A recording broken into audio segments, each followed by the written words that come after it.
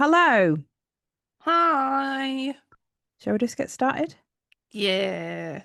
That'll be the Tism.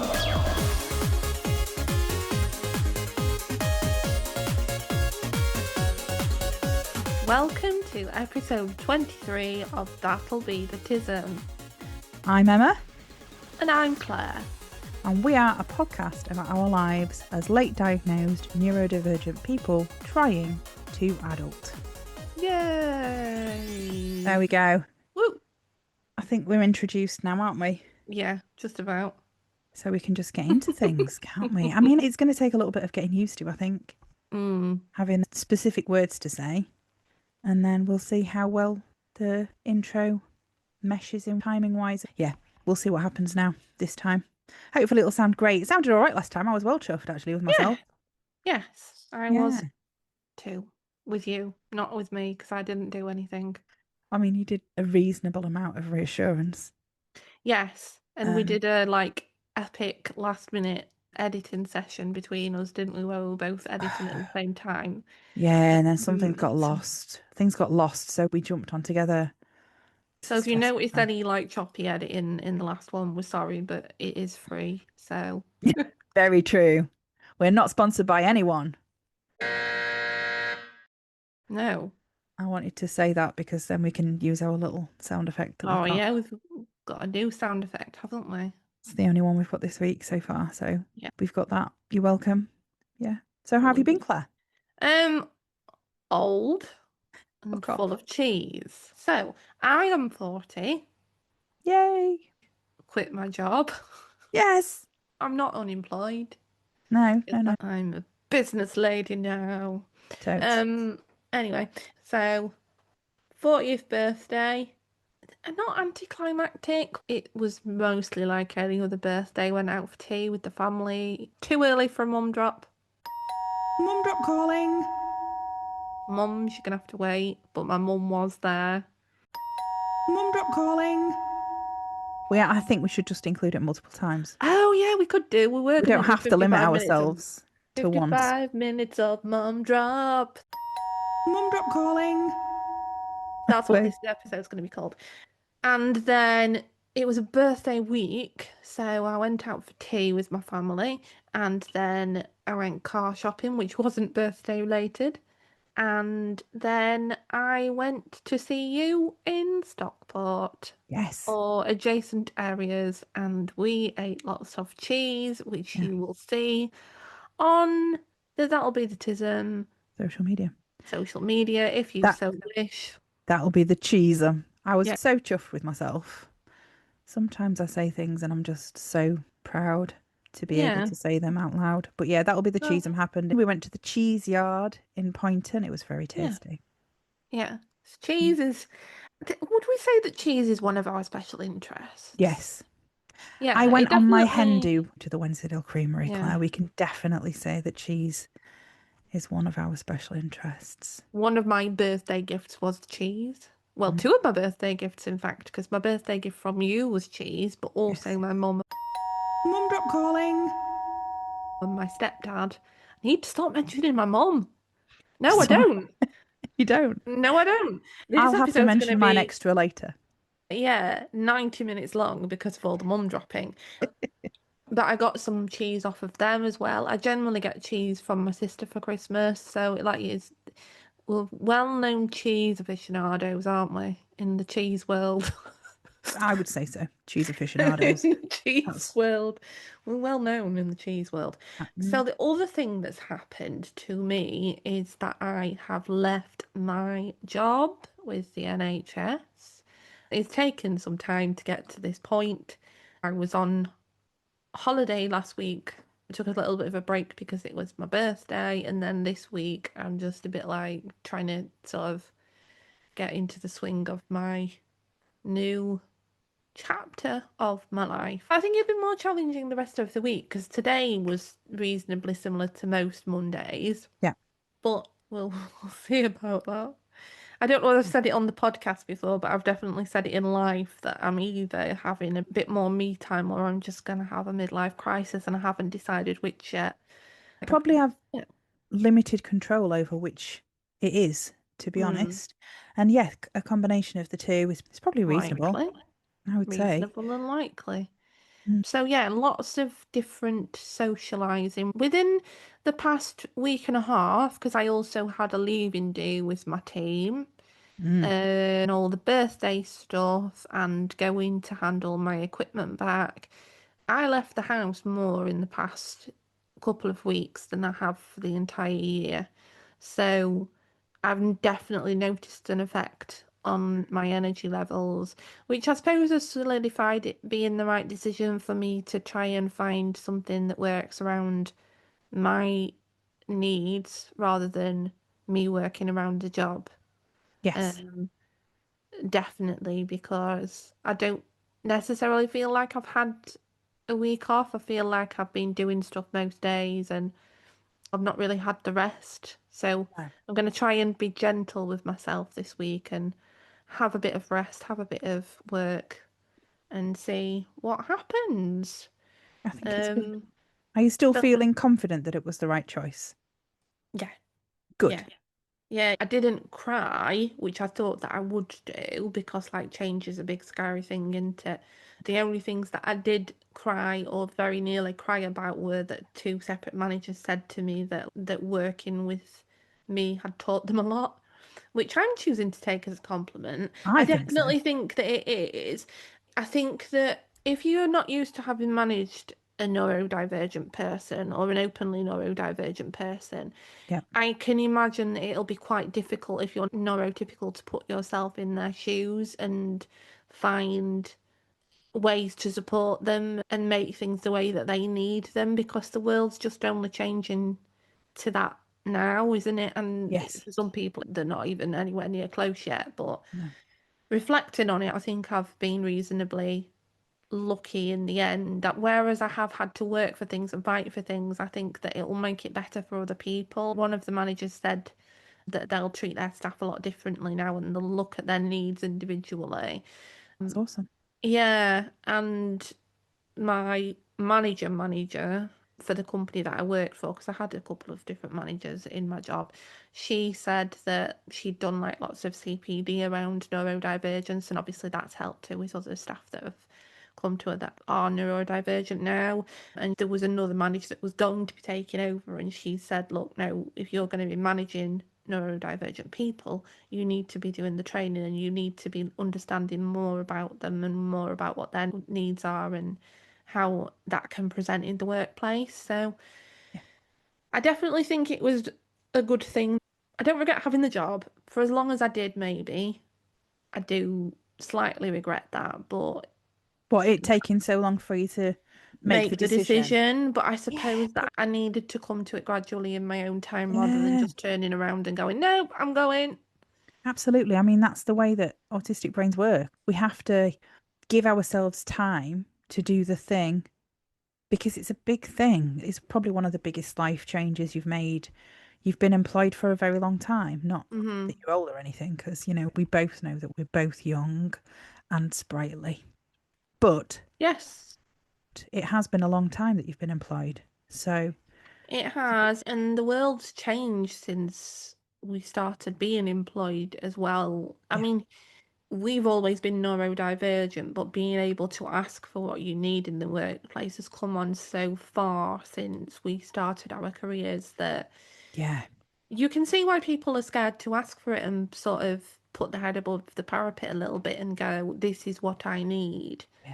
Absolutely. I mean, I had an unexpected call with an old manager of mine earlier in the week. I wasn't even going to mention this, but, as an aside, just on a similar note, in that it really made me realise I haven't been employed since 2013 and I haven't been working in accounts for quite a long time, and I haven't been working for the company that this person worked for since 2017, really, or at least not massively involved.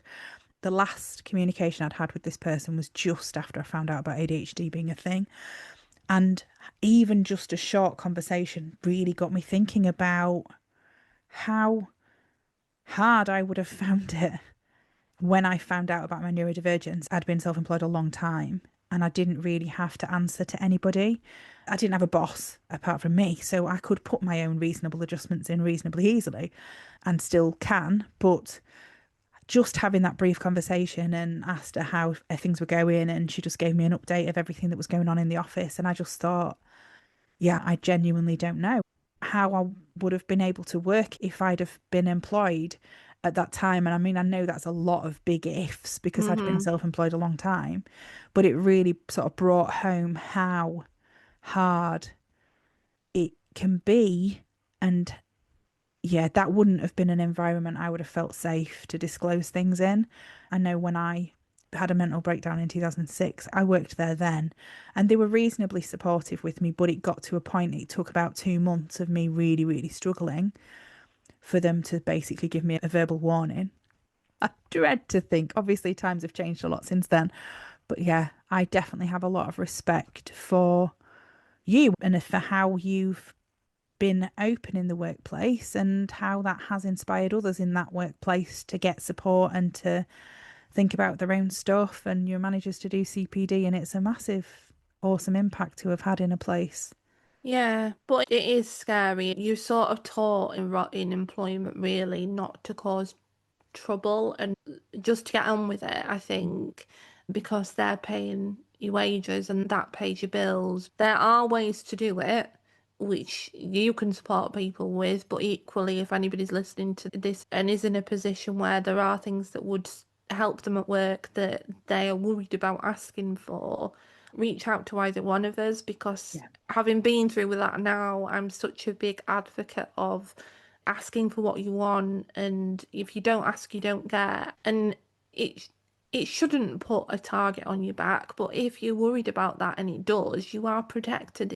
You are neurodivergent. It constitutes a disability in the UK anyway. So it's just knowing what things that you need to say and how you need to broach situations, and then there are things that you can do if those things are knocked back, because reasonable adjustments are in law, aren't they? Absolutely.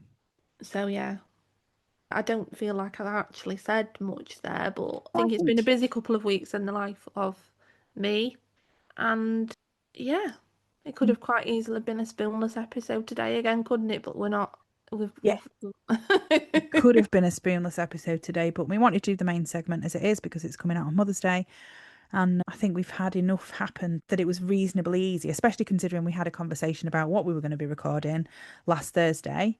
And we've got a few other things on the list for future episodes as well, which is nice. And it's been a while since we've had that. It's been quite nice to come into it feeling prepared, maybe a note for future reference. And yeah, it could definitely have been. I mean, I took the morning off this morning because I felt absolutely shocking.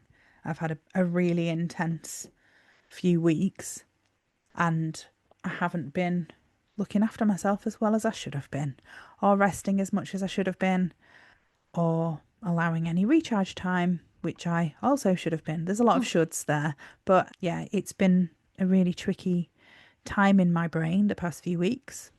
So I probably could talk about, are you all right? Are you done? Are you Yes, I was going to say, I think that's a natural segue. Yeah, marvellous. So in the last episode, I was going to have finished writing the book by this time, and I have not. It won't be a surprise to any listeners that actually know me in person, or even probably any listeners that have been listening to episodes regularly of this podcast, because I don't pretend to be able to do the things that I want to be doing. It's ADHD. It's great. It's wonderful.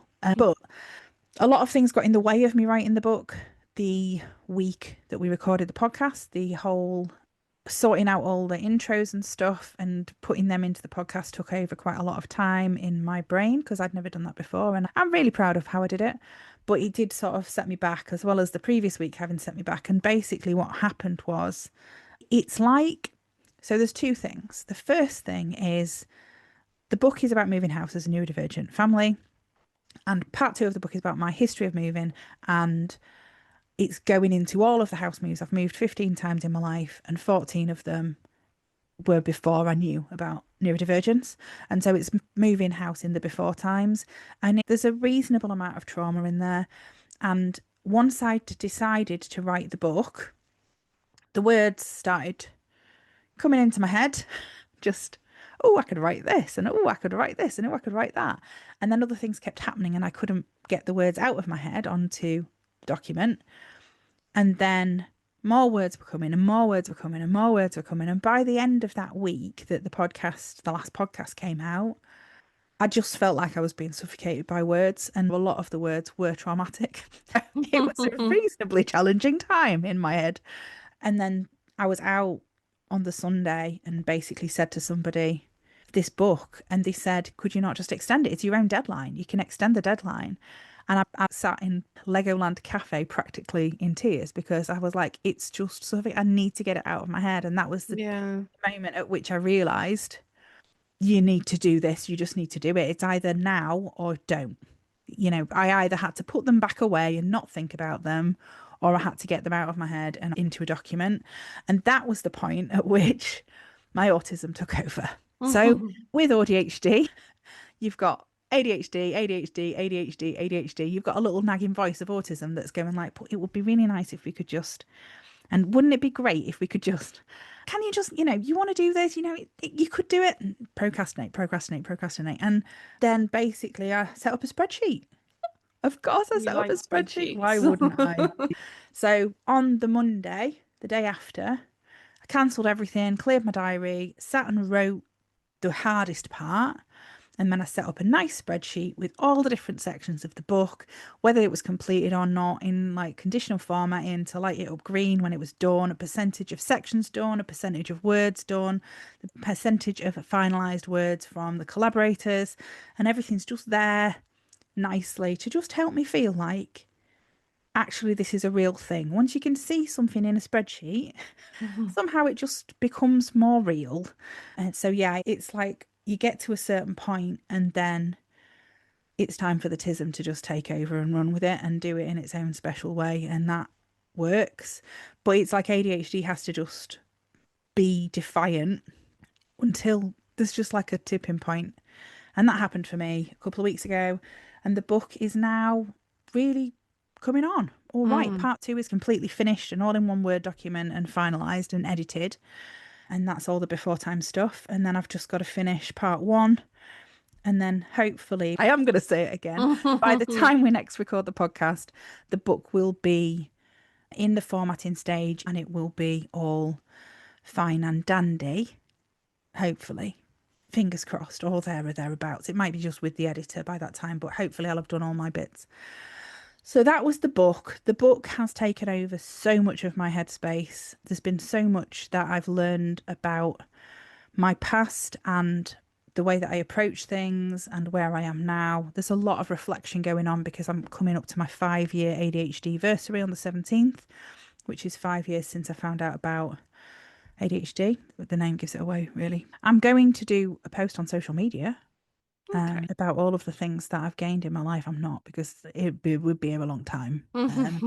It's reasonably startling the way that my life has changed since I found out about ADHD. And this month, with the book and the documentary and my coaching one-to-one clients, I can't take anyone else on now until April.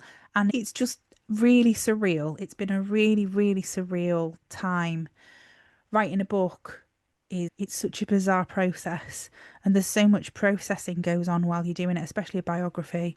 I'm just in a bit of a whirlwind at the moment. Yeah, so it's interesting. And I'm just going to rattle off my other thing that I've written down to talk about as a hyperfocus, and that is Formula One. We're going to just very briefly talk about Formula One, because this is another thing that if you'd have told me before I found out about neurodivergence, I would have probably punched you in the face if you'd have told me I would be into Formula One. Because before, apart from wrestling, which I really don't like, no offence to any fans of wrestling, can't cope with it, too violent, too pointless, don't understand, goes straight over my head. I couldn't understand the joy of Formula One. However, it ticks a lot of autism boxes. And I mean, we watched the Drive to Survive documentary thing on Netflix, and it's quite interesting to see all the behind the scenes politics. But it's like watching a soap opera in a lot of ways, all the different dynamics behind the scenes and the politics of it. But watching a race, it's like a list of numbers. and all of the numbers are changing, and there's different gaps of time between the drivers, and they're going up and down and up and down. And it's kind of like just, I did a post the other week about watching computers defragment. And it's a similar kind of satisfaction. It's just watching the order change and the potentials for orders changing and watching the numbers and the sound of the cars. And it's quite relaxing. And I've surprised myself by how much I enjoy watching the Formula One. But because the new season just started at the weekend just gone, it was the Australian Grand Prix, the first one of the season. On Friday night, my fiance said, shall we watch the F1 movie, which is a Brad Pitt movie, F1 trademark, with actual racing drivers in it, that was filmed at actual racing tracks. And it wasn't the best of films. There was a lot of it that was exaggerated and not actually in reality of how a race would look or could look. But it was reasonably entertaining. And then we watched the qualifying on Saturday morning, and then we watched the race on Sunday morning. And it's been really nice, and I'm really excited because for anyone else that likes Formula One that might be listening to the podcast, there's a couple of the rookies from last year. So it was their first season last year, and they've done really well. And one of them's joined the Red Bull team, and he did really great last season. He was like 19 years old. They're kids, and they're just, I'm so happy for them. I've got so invested. And it brings me joy when people do well at things, when they seem like nice people. And to see them working hard and then it paying off is just, because all the regulations have changed for Formula One this year and nobody really knew how it was going to go. And it was actually a really interesting race on Sunday. So anyway, that's me talking about Formula One for 3 minutes and surprising my past self beyond measure in the process. I'm more surprised that I like Formula One than I am that I'm publishing a book and being in a pilot documentary. Formula One would have been the least likely thing to happen out of those three if you'd asked me 5 years ago. But so that's kind of been, the book and Formula One.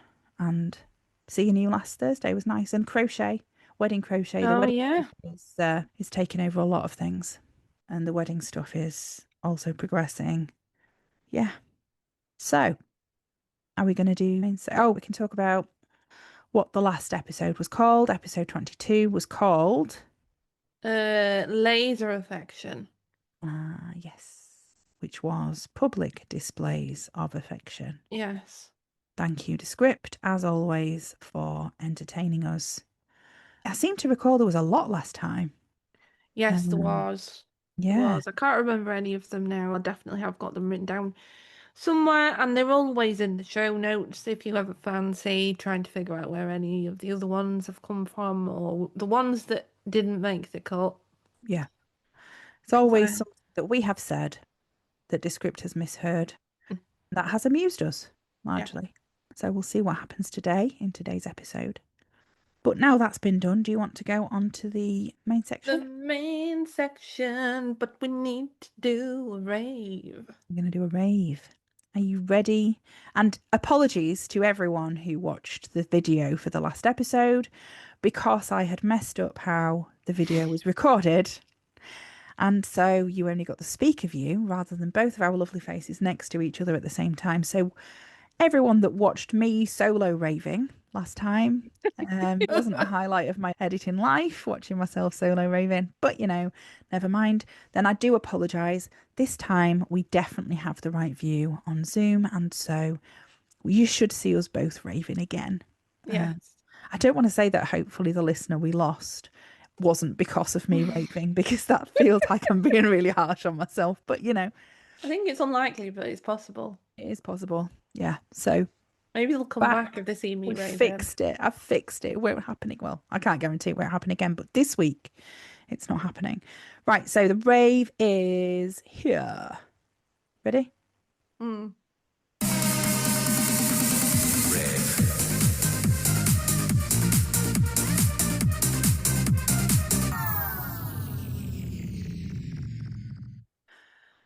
It's still exciting, isn't it? It is exciting. I'd completely forgotten what it sounded like. I was just like, where's Peter Bengston? I've had the intro music for our podcast going around my head constantly since I did all the editing like 3 weeks ago. It's like nearly 3 weeks ago now. And I listened to it that many times when I was creating the little graphic that it has been going up in my head. Like, that'll be the Tism bit at the beginning, especially. It's like, oh, Emma. You've echolaliaed yourself. Yeah, I have. Never mind. Right, so main section. Yes. We're going to talk about mothers. Well, yeah. That Parents. sounded quite violent somehow. Parents. Well, mothers, because it's Mother's Day, that's why we've chosen it. Yes. But parents to be inclusive. And because we are an inclusive podcast. Parents to be inclusive, yes. It is basically parenting and the extra responsibilities that come with that and the level of understanding that comes with being a neurodivergent parent of a neurodivergent child with all the knowledge there, or the neurodivergent parent of a probably neurodivergent dog as well. Yes, because I don't have children, but I do have a dog that's almost certain. My husband says that she's not, but I'm reasonably sure that my dog's either autistic or I've made her like me. It's learned behaviours. I keep seeing these memes that are like, oh, I got a dog to help with my anxiety, and now the dog's more anxious than me. It's that sort of situation. Yeah. But now the dog's more autistic than me. Yeah. This is what happens. But yeah, so we just thought that because it's Mother's Day, we wanted to do something that was apt. And and so this is what we decided to do. And now we're going to play the mum drop for 5 minutes. Mum drop calling. And then that'll be at the end of the main section. Yeah. You're welcome, Emma's mum. You wanted to hear it more. My mum hasn't been mentioned so far in the podcast, but did like the mum drop. And to be honest, I'm going to say this because it doesn't matter, does it? My mum used to be an Avon lady, right? Mum drop calling. And where I got the mum drop from was because we used to say ding dong, Avon calling with the deliveries of Avon. And so that was the first thing that came into my head when I thought about a sound. When I thought about sound related. Mum sound. Mum's was Avon. I used to really want to be an Avon lady, actually, as I was growing up. But I changed my mind. I'm about to say something that definitely should have flagged that I was autistic a lot sooner than it did. I used to love looking in the Avon book. I never bought anything. I used to just pretend that I was like selling all the stuff when I was a kid. Me too. The Avon book. But the forms, right? Was your mum an Avon lady? No, but because she worked in a shop, they got the Avon books, and she used to fetch it home for me to look at. The codes, looking at the codes. And love it. Yeah. Anyway, the form and the sniffy pages. You know, when sniffy pages. Yeah, they were awesome. But the forms to fill in when you got orders with Avon, they were all like little strike boxes for like the number of products, and they were massive. Oh, they were epic. I loved looking at them and watching my mum do it. It was just brilliant. Never mind, nobody could have known that was a thing. Could have known that we were autistic. We will talk about that again in more depth another time. Avon. But that's where the mum drop came from. Anyway, parenting. Yep. So for a lot of people, we are finding out about our neurodivergence after we have children, for a lot of people. And one of those reasons is because when you have a child, your level of recharge time disappears to nothing overnight. And so all of the time that you have before to recharge from all of the things that are draining you, and from all of the masking you're doing, and from all of the trying to be neurotypical and fit into a neurotypical world, when you have a child who is in your face all of the time, especially if they're neurodivergent, that just disappears overnight, and nobody really prepares you for that sort of lack of time, and you don't know that you need it because you've never not had it. And so it's really, really challenging to become a parent and then realise that this is a thing that you're going to have to deal with for the rest of your life, because it's really hard. And then going through and learning all of the lessons about why, it does give us an advantage that our parents didn't have. So like, I know that my son is going to be better off for having the knowledge that my parents couldn't have had.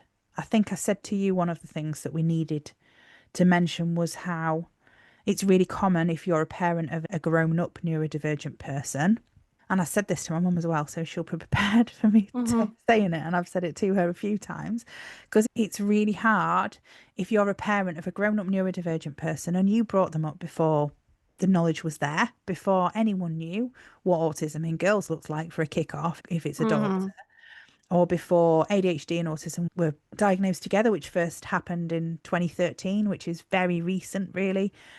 But when you find out and you've tried your best to raise that person and be there and support them and you haven't known something, there's a lot of guilt. There's often a lot of guilt involved in, I've missed something. I could have helped this person. I could have supported my child. I could have done this. I could have done that. Well, you know, you couldn't have done it. There's literally no way that anyone could have known unless you were ahead of scientific advances, which most parents aren't. There's not anything you could have done that would have made it easier because the knowledge and awareness simply was not there. Whereas now we don't have to, but it's nice to parent in a way that takes into account what we now know about neurodivergence and how it presents and what we're trying to do.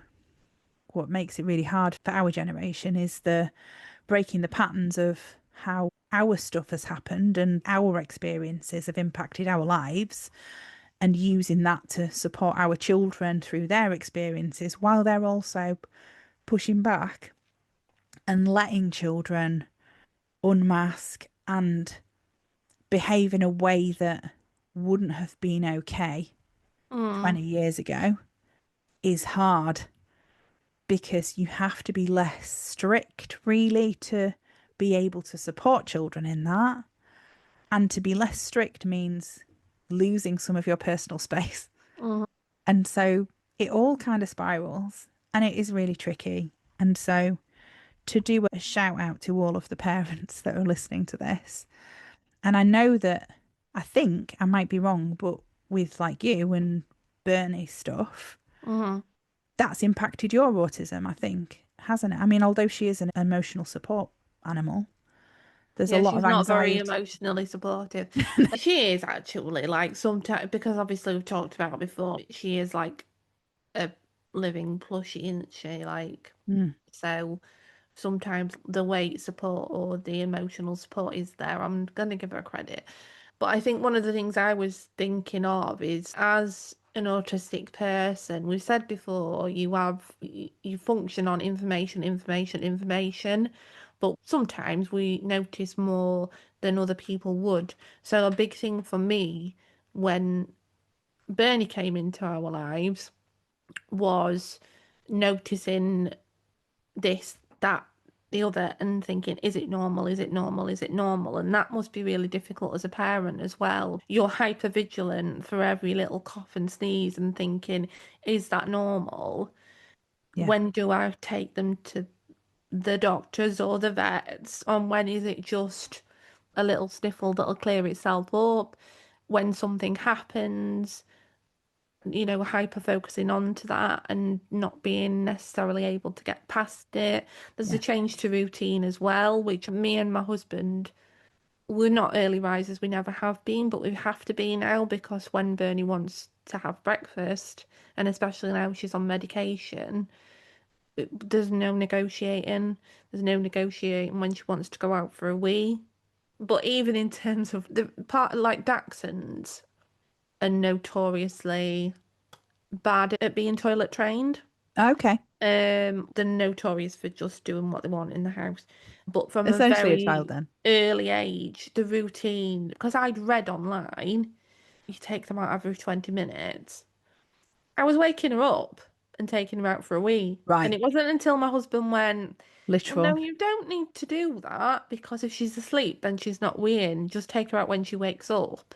Yeah. And we were so strict with it. Even if she woke up and it was raining, we'd take her out and we'd stand with her.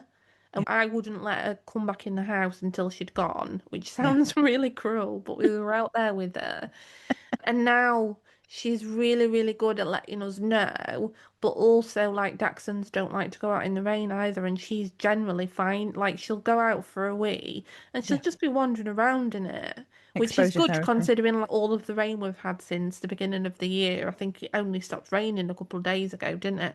Yeah. To have that, I think is partly down to my autism and my stubbornness that I wasn't going to let it be any otherwise. Because she sleeps in bed with us, I wasn't going to let her be weeing in bed. And Following the rules to the letter, basically. yeah, and I know that's not, exactly the same as having a child or another. This is why we said parenting things, didn't we? Because Yeah, I am responsible for her while she's here. absolutely. And it was a big change to our lives. Like the first night, because I think I'm used to having things my certain way and not having a lot of energy and sleeping in and not getting up till late or just sitting on the sofa for hours and hours and hours. You can't do that, can you? You've got to get up Yeah. and do what they want you to do because you're responsible for them. Yeah, you've got to do the And that right thing. was Yeah. after our first like 4 a.m. start with Bernie. I said to my husband, we're going to have to take her back because I can't cope with this. Yeah. Which is a thing anyway. Like a lot of people get puppy blues. Like once you've had all this responsibility, you're just like, what have you done with my life? Yeah. I understand that completely. Yeah. And I didn't know about that. Yeah. It is the same. It's very similar. And I mean, I know people that are frustrated when others compare having a child to having a pet. And yes, it's not the same. There's a lot No, of it's not, extra but- things to consider when you've got a child. But when you are an autistic person, getting a dog and having a baby are the same kind of change because all change and adjustment is relative to the situation. And a big change is still a big change regardless. It's different. And I mean, my son is 7.5. And I know, yeah, it's definitely not the same. I mean, I've got my cats. I've had my cats for a long time, but I think a dog is more of a I was commitment. going to say, dogs are... We've just got a cat Cats flap. just They go out and sort do the the lives out, don't they? Whereas dogs, I mean, don't get me wrong, some dogs are really independent, but I think I've made her less independent because of my autism and my worrying about Yes. leaving her in the garden on her own and that sort of thing. Yeah. And that's what I meant when I sort of said your autism has impacted her life as well as her impacting in a positive way. I mean, she would have been needy anyway, I think, because she's a dachshund and they're like notorious Velcro dogs. But I have had people say to me before that it sounds like having Bernie is harder than them having kids. Maybe they don't have neurodivergent kids. Well, yeah. I mean, no parenting is easy, but I think when you're trying to break your own patterns and sort your own stuff out at the same time as being the person who is able to help your child not have the stuff in the first place that they then need to sort out later in life, trying to bring them up so that they can self-regulate and so that they can understand what's happening and what's triggering them and what's dysregulating them and how to communicate that to other people and how to find coping strategies in school, how to not have to feel the need to comply with things, to be able to fit in and to know that not fitting in is okay. At the moment, we're going through a thing with my son who decided yesterday that he has to like football because all of the boys like football and that's the only way that they're going to like him. And knowing how to manage that and navigate that when I know that I've had similar things in my life where I've followed the crowd because it's better to fit in than to make yourself a target. But at the same time, yeah, it's really, really difficult to manage that when having the knowledge of neurodivergence in a completely different way to how it was difficult before we had that awareness. So, yeah, it's tricky. I mean, there's a lot I can say about parenting, but as with anything, trusting yourself, knowing that you are the person closest to your child and trusting your gut instinct when it comes to what they need and not needing to follow what other families seem to be doing things your own way and knowing that that's okay. Then yesterday I made a sandwich that was ketchup, ham and a cheese string. What? Like what even? I can't even, what even is that? It's an atrocity. See, I thought it was jam. No, it was ketchup. And I was okay with the jam. Yeah. I was like, having said that, you know, like them, they're not Lunchables, are they? They're like Yeah. snackables. They Yeah, come one of my with, friends said it's just like a it's snackable. like that, yeah, but just in a sandwich. But if you I was have still those food issues yourself, it's hard not to judge.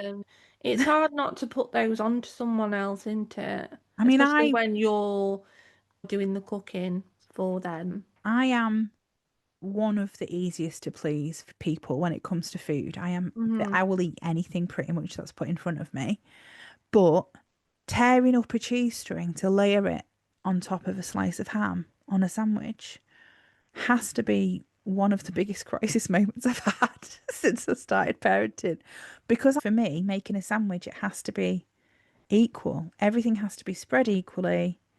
And so I had to have the layer of ham, and then I had to have the cheese strings torn and spread across the slice of bread. And I know that I'm making things more difficult for myself, and he would have been happy probably if I'd have torn it in half and stuck one half in one side and one half in the other, because he's not bothered at all about presentation when it comes to food, even though I still give him his porridge with a chocolate chip smiley face in it, and, you know, make his fruit into smiley faces and things when I'm giving it, because I like presenting plates, which was one of the nice things about us going for afternoon cheese last week, was that we both approach it in a reasonably similar way, which is nice, because I know that I have been not judged, but it's been commented on how I approach a cheese board before. So it was nice. But yeah, so all of the weird stuff just compounds when you're doing something that just seems so.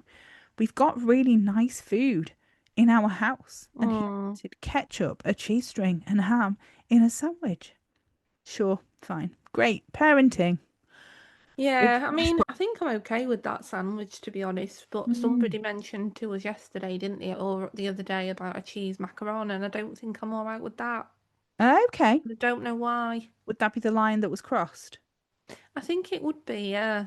I I imagine it mean, being kind of like what city? maybe. It'd depend on the cheese, wouldn't it? Yeah, it But would. when that was being spoken about, I was like, I'm not sure about that. Yeah, I About don't it. think it was entirely a serious No, I series. appreciate that, but a As a cheese concept, macaron, I think there's a reason why it's not been done by French people already. it would be And up for I'm debate. sticking to that. I think you're probably not wrong, but I would try it. I'm like that though. If there's something that sounds a bit weird. I remember when I was younger, when I used to get drunk, there was so many conversations about combinations of food. I remember specifically at one point I was going to trademark the idea for a pork pie Battenberg with pork in the top left and bottom right, and then apple cake or some kind of appley thing in the bottom left and top right, so that it was like a grid of pork and apple cake wrapped in pastry. And I think that that would be epic. And yeah, that's I just one mean, of the ideas that I've had for interesting yeah. type twists on food. So I am absolutely in no place to judge my child, because I've done some No. weird stuff with food. Last week he had a ham and banana sandwich. I don't know what you think about that. I think I'd try it once. I mean, Mm, I like ham and pineapple, and some people don't, do yeah, they? I like ham and pineapple. It's a good. We've gone off on a tangent. Yes. If you have any weird food that you eat, Oh, your child does, which yeah. a lot of If you have a weird neurodivergent children. child, You have a weird child. my mum's sending me an Every email in a minute. single Yes, I do person, have a weird child. every single person that has a child that listens to this podcast has a weird child, I can guarantee. Yeah. But yes, thank you, mums. Mum drop calling. Thank you, Have mums, another for mum drop. trying your best and doing a great job, because both me and Claire are epic. Amazing. Therefore, both of our mums are also epic. And all of the mums that are listening to the podcast, and all of the dads that are listening to the podcast, well done. You're doing an awesome job. Keep it up. Thanks for listening.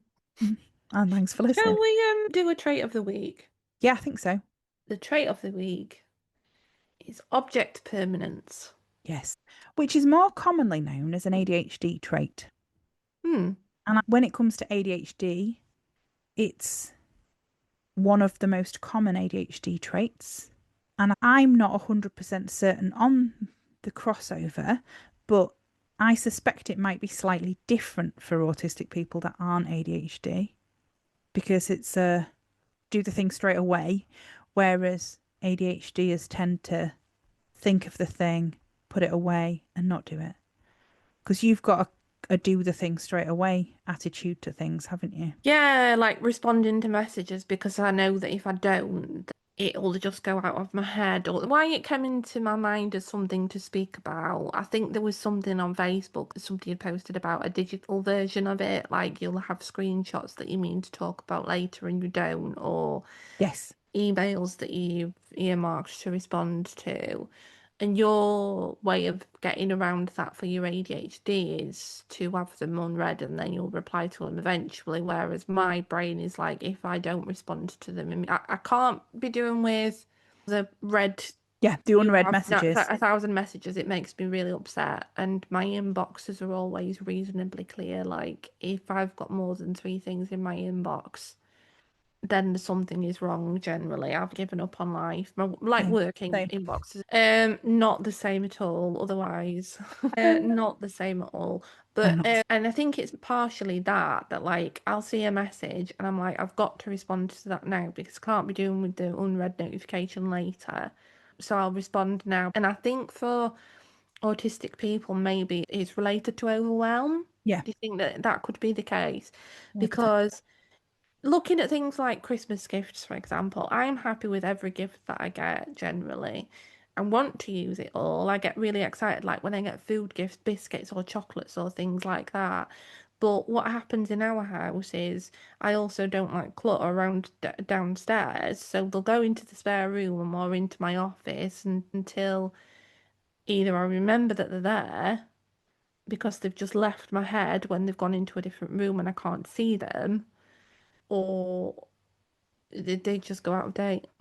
Yeah. And I feel awful because my mum will be listening to this, but she'll Can't. know because she's helped me tidy up before and she'll have seen things that I've not used. And it's not because I'm not grateful for them, it's just because if they go out of my vision, then they don't exist. When I'm like hungry, I don't think, oh, I've got them biscuits upstairs or oh, I've got that cheese in the fridge.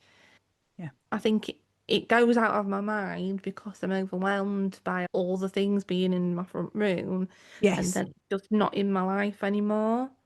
Yeah. And that's the same with like food shopping. We'll do a food shop, and the only thing that helps me to make sure everything gets eaten and we don't end up chucking stuff away is one of the supermarkets. When they do the receipt, they'll say when things go out of date, so we eat it in Yes. order of when it goes out of date. Yeah. But otherwise, I'll go in the fridge and I'll go in for a specific thing, so the rest of it I don't look at Doesn't because I'll get exist. overwhelmed by it. Yeah. So yeah, I think with autism, I think it's generally related to overwhelm, but I think another part of the reason why I wanted to discuss it is the way around it that my husband has decided is just to keep fetching stuff out of the spare room that we got for Okay. Christmas and leaving it on the side or Yeah. out of the cupboards. Like I've got a Foods of the World thing that I get delivered. And I've Okay. put it in the cupboard and forgotten about it. So he's just taken to just leaving random things out on the side in the Yeah. hopes that I'll go, oh, I want to eat that today when I go into the kitchen. Yeah, you That's have his to leave. remedy to it. Things have to be visible. Like taking my medication, it has to be visible. It's behind Yeah. the mugs on the mug shelf. Not completely behind, but I can see the top of the box. And I've got some on my desk because I have to be able to see it to be able to remember it. Mm-hmm. I've got like a little note in my fruit bowl that says pears so that I remember that there's pears in the fridge because I prefer my pears fresh from the fridge when they are crunchy. And if you put them in the fruit bowl in like 30 seconds, they'll go mushy. So I have a little post-it that says pears to remind me to go in the fridge for them so that I can do that. And little hacks like that that make things visible. I mean, if I want to do something, I know that I have to make it visible. I have to make a reminder happen or keep it unread because otherwise I'm just not going to do it. And it's the same with people. Just gonna say with Yeah. people, it's not that you don't want to interact with people, it's just that they're not in your vision every day. So you Yes. just I mean, social media is great in a way for that when it's not just showing adverts and whatnot, because it reminds, like today, I had somebody tagged me in something and I was like, oh, I need to message that person. I've been meaning to message them for a while and see how they're getting on with something. And it was a specific thing And as much as I've wanted to support them through what they're going through, it's like until I see them.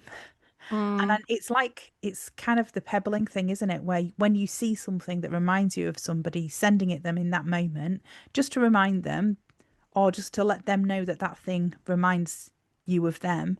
Because when we don't see the things that remind us of the people, we don't remember the people sometimes. And it's Yeah. not, and then when we see them, it's just like nothing's ever changed. And it's just like we saw them yesterday. It's not like a load of time has gone past and now it's awkward, because that's not how neurodivergent brains work. And once you're sort of connected to somebody and you have that kind of relationship with them, then they're stuck with us generally, unless something bad happens. Yeah, I've had it obviously recently with jobs. I had a lovely leaving do, and I really genuinely hope that I keep in touch with most of the people. And I have had to come to terms with the fact that if I don't, that it's not necessarily anything against me. It's object permanence, and you're not speaking to them every day anymore. So although they think a lot of you, life happens. But equally, like the ones that you do want to keep in touch with, it won't matter that you're not Yeah. speaking every day anymore. Like one of our listeners of the show as well, that I might see twice a year, my best friend from school. It doesn't really matter when you meet up with those people. It's like no time has passed, but you feel guilty because you might see little things and you'll think of them, but because you're not seeing them every day anymore, Yeah. they're not in the forefront of your mind. And it's not that they don't exist, it's that they exist in another place to where your brain is at that Yeah. time. Absolutely. Yeah. Our brains can only be in one place at one time. And yeah. process so much at one time, which I think is probably the crux of it for Yeah. autism, that your brain can only handle so much. Yes. Absolutely. Okay. So that's that. And then I will just tell you about clownfish, and then that's it for today, isn't it? The random factoid of the week. Yeah. Did you know that clownfish, in a school of clownfish, there will be one female, which will generally be the biggest one, and one male, and the rest will not have any gender. Oh. And then if the female dies, the biggest one will change gender to female. Oh. One of them will become a male, but there will only ever be one male and one female, and the rest of them won't have any gender. That's very clever. Yes. That would be nifty, wouldn't it? Yes. And I don't know Human race. why it is. I haven't fallen down that rabbit hole yet because I haven't had the brain space for it. But we've spoken before about the mantis shrimp Yes, that we I have. like on TikTok. I don't know what her name is on TikTok, but we'll put it in the thingies. And she's just lost her 15 or 16-year-old clownfish called that's Nana. sad. And she had a partner, and he's boy one, but now if he doesn't get another clownfish in the same tank, she said he's gonna turn into a woman. Oh. He's gonna turn into a girl So because the he's women, the only girls are clownfish. prioritised Yeah. in the clownfish world. Good, as they should. They are prioritised, yes, they are, and it's the biggest one. But she said if she got a fish that was bigger than him, that one would probably become the female and he would stay a male. So she thinks she's going to let him change gender. And That's also cool. the mantis shrimps died. Ludo the mantis shrimps died. Oh, But that's she sad. has got another one. Okay. Mantis shrimps are cool. And her fish tanks are cool. They're amazing. Yes. That's So exciting. it's Amy does some stuff. Okay. Yeah. Put them in It's the show notes. all the fish. All the fish. All the fish. Well, that's exciting. I didn't realise that. I mean, it's a I reasonably clever didn't. way to exist as a species. I mean, I think I might have known in the back of my mind Yeah, I don't know. about the gender thing, but I didn't realise that any others in the school just wouldn't have a gender. No, it's good. And what she was saying is, I've never seen Finding Nemo, but she said that Haven't you? when did Nemo's mum die? Is that a spoiler? No, it's before the film starts. Then Nemo's dad should have turned into a woman. Yeah, it makes it factually inaccurate. Yeah, and then what would Nemo have been? Yeah, just completely and totally destroyed the whole premise of Finding Nemo there. Just ruined because it. Nemo was a boy and his dad is also a male. So yeah, it's wrong. When they do the Disney. remake, they need to get with the They times. do. Representation matters. It does. Absolutely. Right. I think we're done, aren't we? For listeners of the podcast, we had a time. I'm going to go and do a talk in 8 minutes for International Women's Day. So we did have a time threshold that we have actually stuck to, haven't we? I'm really proud of us, Claire. Yes. Well, I mean, I did say 1:45, but it's now It took us, 5:45. it did take us 5 minutes to start recording, though. Yes. So- But you will get to go and have a wee, which is And the important thing, it and is. also something that our listeners need to know. It is. They do. They do. I'm going to be able to top up my juice as well. And on that note, Yeah. like us on our social media, follow us on social Yes. media, Email us. That'll be thetism@gmail.com. Look on our link tree. Yes, all of our links can be found at linktr.ee/that'll be the Tism. Rate us, give us some stars on your podcast provider of choice. Comment, interact, tell us you love us, tell us you love cheese, send us your spreadsheets, animal facts, all of that stuff. Yay! Weird food combinations. And we'll be back in a fortnight. Yes. Then it will be nearly the end of March, which is terrifying. Yes. But never mind, eh? Yes. And happy Mother's Day. Happy Mother's Day. And we'll see you later. Love you. Bye. Bye.